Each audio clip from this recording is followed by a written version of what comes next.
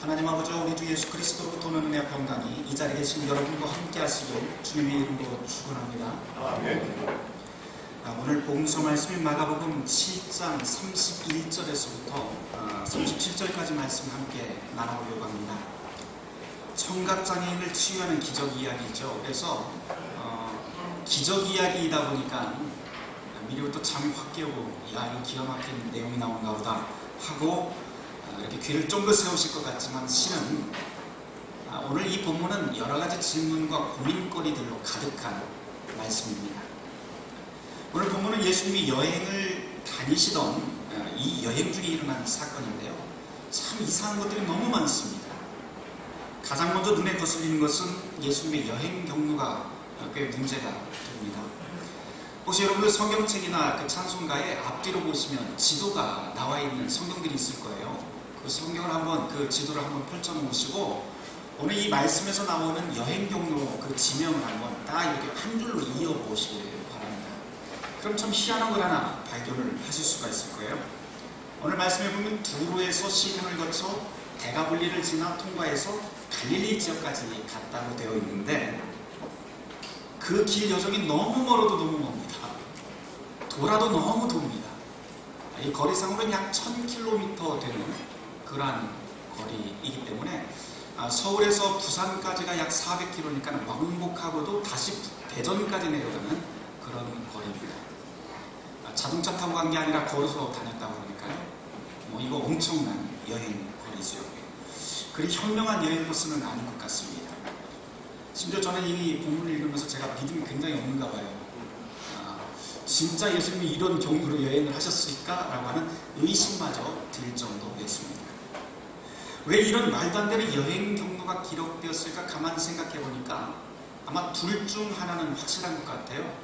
뭐냐면 예수님이 정말로 그 여행 경로로 비행도로서 1000km의 여행을 하셨든지, 아니면 오늘 이 복음서를 기록한 마가복음서 기자가 뭘 잘못 알고 있었던지, 다시 말해서 팔레스타인 지역의 이 지명이나 지도를 전혀 모르던 사람이 기록을 했던지, 둘 중에 하나였을 것 같습니다. 여하튼 그건 그리 중요한 문제는 아니고요. 여기서 진짜 중요한 것은 이렇게 이해하기 어려운 코스임에도 불구하고, 그럼에도 불구하고 이 복음서 기자가 중점을 두고 있는 것은 무엇이냐면, 예수님의 마지막 목적지, 사건이 있었던 그 지역이 어떤 곳인가 하는 것을 분명하게 알려준다는 점입니다.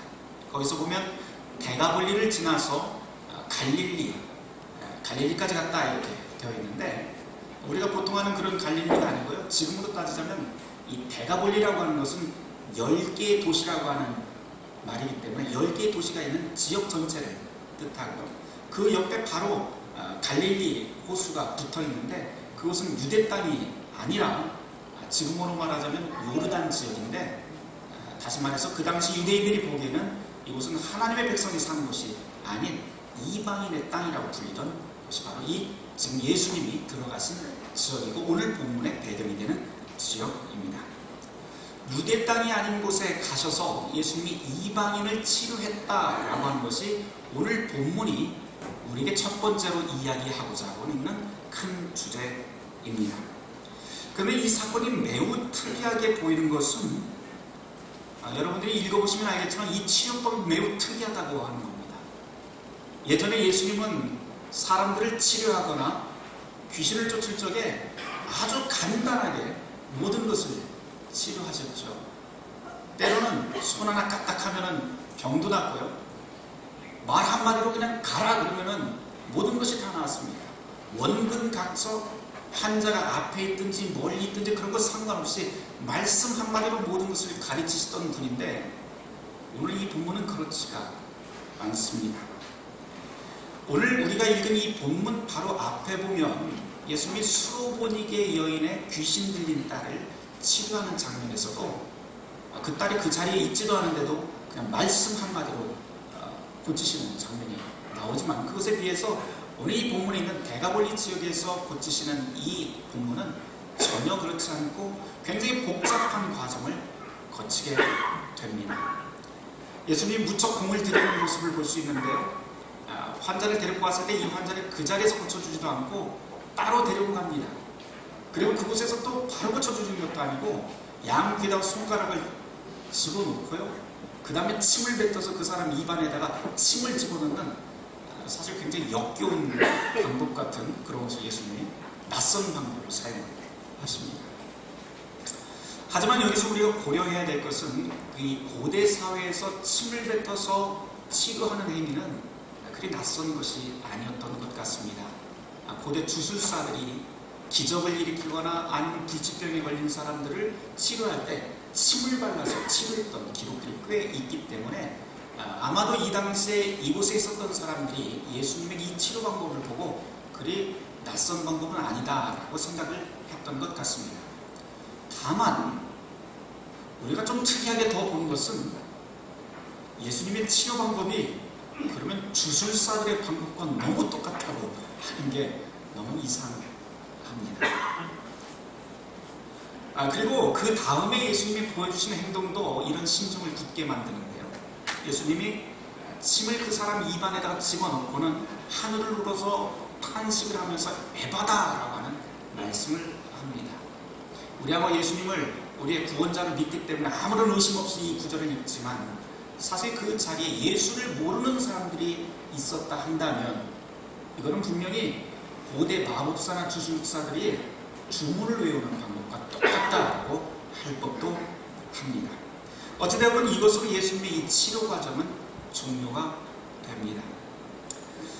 근데 예수님만 이상한 게 아니고요. 사실은 이 치료받은 사람도 사실 굉장히 이상합니다. 한번 볼까요? 이 사람은 지금 귀가 먹은 사람, 말을 더듬는 사람으로 소개가 되죠. 누가 이 사람을 데려왔을까? 데려왔다고는 하는데 누가 데려왔는지 성경은 침묵하고 있어요. 아마도 추측컨대 가족이나 친구 아니면 이 병과 관련된 사람들이 이 사람을 데리고 왔을 법합니다. 그런데 이 사람 입장에서 또 생각을 해본다면 귀가 먹은 사람이기 때문에 예수님에 대한 소문, 이 사람이 참 위대한 분이다, 병을 낫게 하는 분이다 라고 하는 것은 단 한 번도 듣지 못했던 것이 확실합니다. 그리고 더 특이한 것은 지금 이 사람이 자기에게 일어난 모든 일에 대해서 아무런 저항도 하지 않는다는 것이 아주 특이합니다.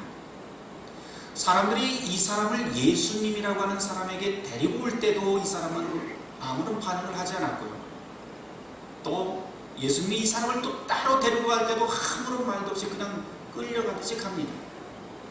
귀에 손가락을 집어넣고 후협할 때도 이 사람의 반응은 나오지 않고요. 침을 뱉어서 그 사람 입 안에 집어넣을 때도 이 사람의 반응은 나오지 않습니다. 우리 같은 저항이라도 했을 것 같은데 그런 것 하나도 나오지 않습니다. 왜 이렇게 이 사람은 아무런 반응도 하지 않았을까? 곰곰이 생각을 해보니까 이 사람은 그만큼 자기가 사는 인생에 대해서, 삶에 대해서 의욕이 하나도 없던 사람일 수도 있겠구나 라고 하는 생각이 듭니다. 그렇게 인생에 대해서 모든 것을 다 포기하고 쭉 늘어진 이 사람에게 예수님은 에바다 라고 명령하시죠. 사실 예수님의 이 간단한 말씀, 이 말씀조차도 이 사람에게 들릴 리는 없습니다. 들리지 않는 게 정상입니다. 그러나 복음서 기자는 예수님의 이 짧은 말씀이 이 사람에게 들리지 않았던 이 말씀이 사건을 일으켰다고 보도합니다. 35절 말씀, 그의 귀가 열리고 혀가 맺힌 것이 곧 풀려 말이 분명하여졌더라. 치료는 이렇게 끝났고 그 다음에 치료받은 사람의 반응이 나오는 것이 정상일 텐데 여기도 또 나오지 않습니다. 사실 이것도 이상하지요. 치료받았으면, 불치병을 치료받았으면 뭐 감사단 등 아니면 뭐 춤을 추든지 노래를 부르든지 뭐 그런 이야기가 나오는 걸 우리는 충분히 기대할 만도 한데 복음서 기자는 그런 것에 대해서 이런 반구 언급하지 않습니다. 게다가 가만 생각해보니까 이 복음서 기자는 이 사람이 어떻게 반응했는지 그런 거 별로 중요하지 않다 하면서 쿨하게 그냥 넘어가는 듯한 인상마저 듭니다. 그리고는 그 다음에 이어지는 이야기가 36절 말씀인데요. 무척 갑작스러운 말이 튀어나옵니다. 예수님이 입단속을 하시죠. 오늘 이 기적에 대해서 아무에게도 말하지 말라라고 입단속을 합니다. 우리 같으면 그렇게 불치병 치료받았으면 이곳저곳 소문내고 다니면서 내가 이런 불치병에 걸렸었는데 나았어 라고 하면서 간증도 하고 뭐 그럴 것 같은데, 그리고 그렇게 간증하는 것을 치료해준 사람 입장에서 보다면 야 그래 가서 이야기 좀 해, 홍보 좀 해 라고 할 것 같은데, 예수님은 아니 단칼에 이 이야기 한마디도 하지 마, 어디 밖에 나가서 그런 이야기 하지 마 라고 단칼에 경고하십니다. 도대체 왜 이렇게 하셨을까요? 다시 한번 말씀드리지만 오늘 복음서 말씀은 분명히 고침받은 사람의 반응도 관심 없고, 심지어 오늘 이야기에서 우리가 눈에 확 들어오는 기적에 대한 이야기도 사실 전혀 관심 없는 듯 보입니다. 하지만 36절 하반절을 또 보면 재미있는 것은 예수님이 어디 가서 이야기하지 말라고 하는데 사람들이 그 경고를 듣고도 말을 안 들어요. 가서 막 이야기합니다. 이렇게 하는 게 예수님 말 안 듣는 게 우리의 본성인 것 같아요. 그렇죠? 어쨌든 이제 37절로 넘어갑니다. 우리 37절 함께 읽어보도록 할까요? 같이 읽습니다. 사람들이 심히 놀라 이르되 그가 모든 것을 잘 알거든 못 듣는 사람도 듣게 하고 말 못하는 사람도 말하게 한다 하니라.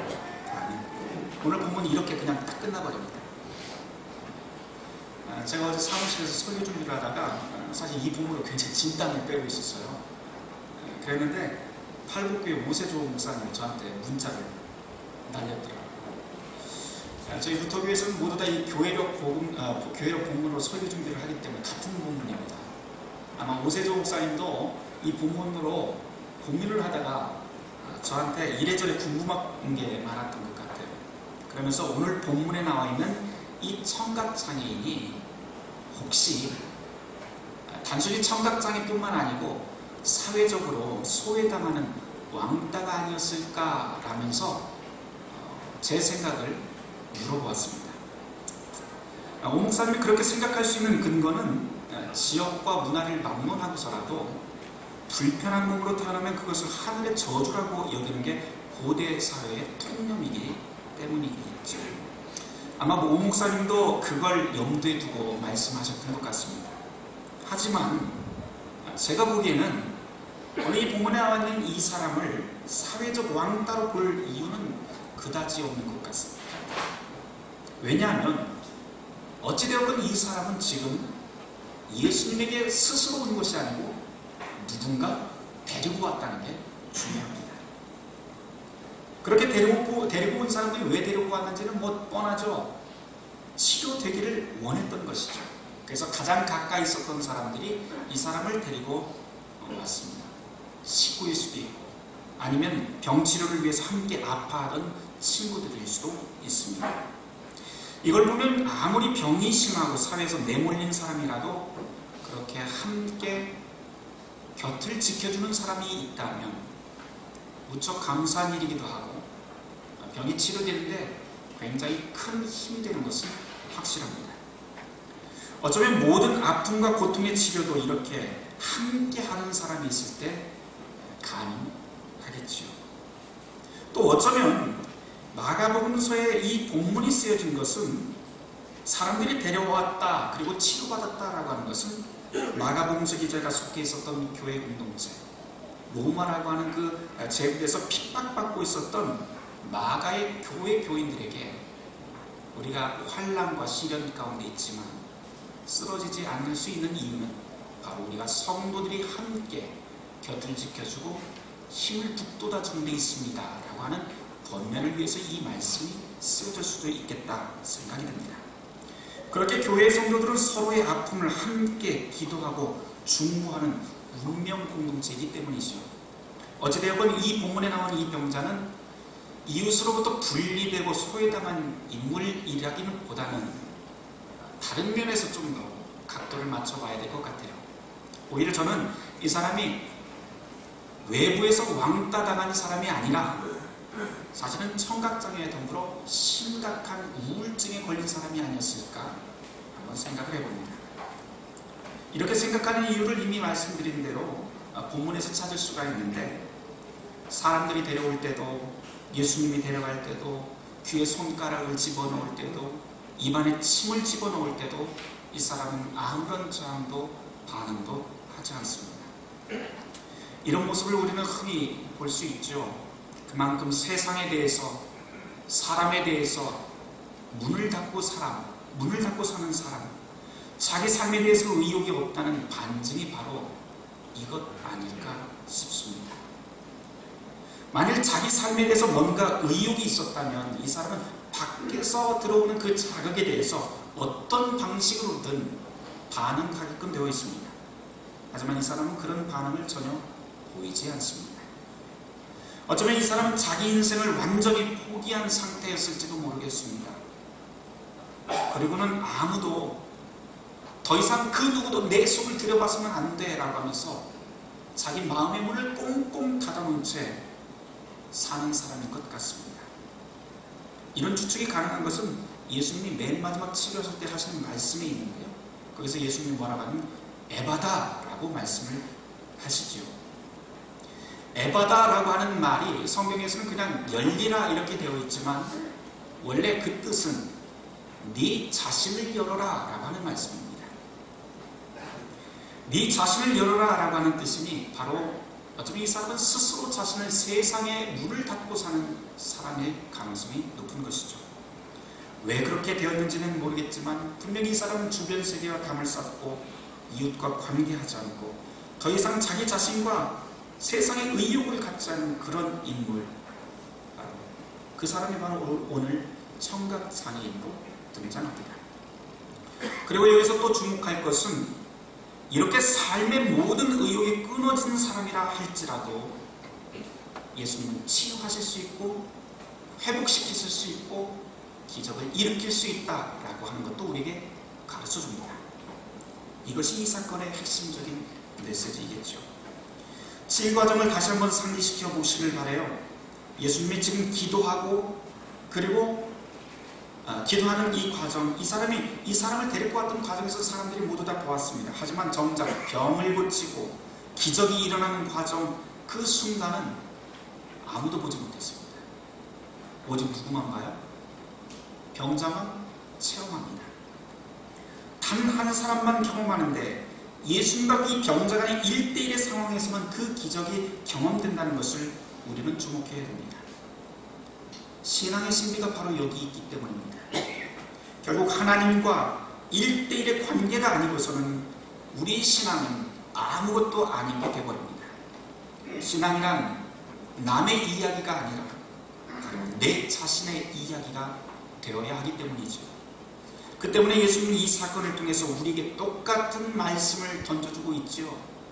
에바다, 너 자신의 마음을 열어서 하나님과 1대1로 만나라 하는 것입니다. 한 가지 더 생각해보죠. 이 본문에 나온 예수님의 치료 행위가 무척 낯설다고 말씀드렸습니다. 실은 당시 주술사가 병을 치료하는 모습과 굉장히 닮아 있는데요. 하지만 이거를 또 달리 생각을 해보면 예수가 누구인지 전혀 알지 못했던 사람들이에요. 그런 사람에게 그 사람이 이해할 수 있는 방법으로 예수님이 찾아와 주신 모습을 보게 됩니다. 그 때문에 예수는 치료 행위가 끝나자마자 36절 말씀에서 이런 모습들, 이런 희한한 모습, 이런 거 기억하지 말고 아무에게도 이르지 말라라고 경고하셨던 것 아닐까요? 이 말씀은 곧 우리의 눈을 현혹하는 기적이 아니라 예수가 누구인지 정확하게 알고 살아야 된다라고 하는 말씀으로 들립니다. 예수님이 누구예요? 그분은 출생 때부터 늘 우리의 눈높이에 맞추어 만나주셨던 분입니다. 늘 자신의 권리를 내세우기보다는 자기를 비워서 종의 형체까지 기꺼이 내려가신 걸 몸소 보이고 우리에게 가르치신 분입니다. 어쩌면 주술사처럼 보이는 것이 우리의 눈에 거슬릴지 몰라도 이방인의 입장에서 보면 이렇게 나타나신 분이 바로 자기의 눈높이까지 내려오신 그분으로 보실 수 있는 거죠. 이 부분이 무척 특별한 것은 유대인이었던 예수님이 이방인 병자를 접촉했다라고 하는 부분입니다. 유대인의 기준에서 보자면 자기네들은 하나님의 선민이고 이방인들은 다 부정한 사람들입니다. 게다가 본문에서는 부정한 이방인 가운데서도 병 걸린 사람이니 부정에 부정을 더한 사람을 예수님이 만나주신 겁니다. 예수님은 그를 피하지 않고 오히려 그 사람을 1대1로 데려가서 만나 치료하고 있는 모습을 보게 됩니다. 부정한 사람에게 다가가서 손을 대는 행위, 그것 역시 부정 타는 일입니다. 하지만 예수님은 남들이 다 부정 탄다고 말하지만 그 부정 타는 일이라 할지라도 거침없이 행동합니다. 왜요? 예수님에게는 부정 타는 일보다도 더 중요한 것이 있는데 그것은 바로 사람을 살리는 일, 바로 생명을 귀하게 여기는 일이 우리가 만든 부정과 거룩의 그 기준보다도 더 중요했던 것이죠. 그러니 듣지 못하는 사람의 귀에 손을 넣는 이분의 예수님의 그 행동을 가만히 생각을 해보면 어쩌면 온 신경을 다해서 그 사람 안에 담긴 하나님의 말씀이 무엇인지 손으로 짚어 읽고 있는 듯한 모습을 상기하게 됩니다. 그렇게 따지면 예수님의 복음이라는 것은 우리가 세워놓은 통념과 경계, 구분선들을 다 무너뜨리고 다시 새롭게 세워야 한다는 것으로 들립니다. 과연 진짜 이방인은 누구고 선민은 누구인지, 거룩한 것은 도대체 어떤 것이고 부정한 것은 도대체 무엇인지 이 기준을 우리로 하여금 다시 고민하게 만듭니다. 이제껏 우리는 우리가 만든 문화, 전통, 교리 같은 것으로 모든 것을 가르고 구분해 왔습니다. 은연중에 부한 자와 가난한 자, 힘센 자와 약한 자를 갈랐고 배운 자와 배우지 못한 사람, 나이, 성별, 가문, 피부색 같은 기준의 틀로 우리 삶의 기준점으로 삼아왔습니다. 그러나 예수님이 부정하다고 여겨지는 이방인의 손을 대는 모습을 보면서 이 모든 경계와 판이 다시 고민해봐야 될 지점으로 우리에게 들어옵니다. 오늘 이 모습은 예수님이 이렇게 하는 모습을 보면 이거는 분명 십자가 복음의 방식 그대로입니다. 십자가의 복음이라고 하는 것은 우리의 생각과 판단을 뛰어넘습니다. 저런 곳에는 결코 하나님이 없다고 말하고, 저런 곳은 희망이 없고 절망만 가득하다고 말하고, 저런 곳은 생명이 있을 수 없어 오직 죽음만 가득하다고 우리가 판정을 내려버리는 것, 그것이 어쩌면 바로 십자가의 골고다 언덕이죠. 우리의 판단은 항상 그렇게 눈에 보이는 것, 내가 경험한 것, 내가 아는 것까지만 한계선을 그었습니다. 그러나 십자가의 복음은 이 모든 것을 역전시키고 뛰어넘는 힘이 있습니다. 듣지 못하는 이가 듣게 되고, 보지 못하는 것을 보게 되고, 이방인이 오히려 하나님의 백성으로 선언되고, 약하고 소외당한 사람들이 강하고 힘센 자를 이긴다는 그런 소식이 바로 우리가 매번 교회에서 듣고 싶어하는 복음의 본질 아닙니까? 이것이 바로 십자가 복음 아닙니까? 오늘 복음서 기자는 마지막 구절에서 이방인들의 입을 통해서 이런 말씀을 들려줬어요. 37절 우리가 함께 읽었었는데 이런 말씀입니다. 사람들이 놀라 이르되 그가 모든 것을 잘 하였도다. 못 듣는 사람도 듣게 하고 말 못하는 사람도 말하게 한다 하니라. 여기서 이방인들이 이런 말을 하고 있는데 그가 모든 것을 잘 하였도다 라고 하는 구절이 나옵니다. 근데 이 구절 다른 말로 번역이 가능해요. 어떻게 가능하냐면 그 예수라고 하는 사람이 모든 것을 완벽하게 이루었다. 그 예수가 과거에 예언됐던 것을 정확하게 성취했다라고 하는 말로도 번역이 가능합니다. 참 이상하죠. 왜냐하면 지금 이 말 하는 사람들이 유대인들이 아니라 이방인들입니다. 그러면 이방인들의 입에서 나온 말이 구약의 예언의 말씀을 그대로 인용을 해서 이미 알고 있었다는 듯이 예언이 성취되었다라고 고백하고 있는 것이죠. 오늘 우리가 함께 교회로 구약 본문을 읽은 이사야 53장 5절 이하의 말씀을 지금 마가복음서 기자는 그대로 여기에 연결해 놓고 있습니다. 마가복음서 기자가 왜 하필 이런 구약의 예언을 하나님의 선민이라고 불리던 유대인이 아니라 부정하다고 말하던 저 이방인의 입에서 나오게 하는 것으로 기록했을까요? 여기는 분명한 의도가 담겨 있습니다. 예수님은 유대인이 기다리던 메시아일 뿐만 아니라 온 세계가 기다리고 열망하는 바로 그분이다 라고 하는 것을 이 본문을 통해서 우리에게 가르쳐 줍니다. 그러고 보니 오늘 이 자리에 저와 여러분들 자신을 한번 돌아보니 우리도 역시 사실은 이방인 아니에요? 다 이방인이잖아요. 그렇죠? 대가볼리 지역에 있었던 이 사람들과 마찬가지로 우리 역시 하나님의 선민이라고 원래부터 불렸던 사람 아닙니다. 우리 유대인 아닙니다. 우리 모두 이방인입니다. 게다가 복음서 기자처럼 어쩌면 팔레스타인의 이 질이 아무것도 모르는 무지랭이 상태로 우리 다 여기에 있지요. 또 어쩌면 본문에 나와 있는 이 청각 장애인처럼 우리는 앞뒤가 꽉 막힌 사람이기도 하고요. 스스로 세상과 담을 쌓고 매사에 의욕 없는 사람일 수도 있고, 그렇게 남들과 관계하기 싫어하는 그런 사람일 수도 있습니다. 그럼에도 불구하고 지금 오늘 우리가 함께 나눈 이 복음의 본문 마가복음 7장 31절에서부터 37절 말씀은 어쩌면 겉으로 보기에는 전혀 희망 없는 우리에게 괜찮아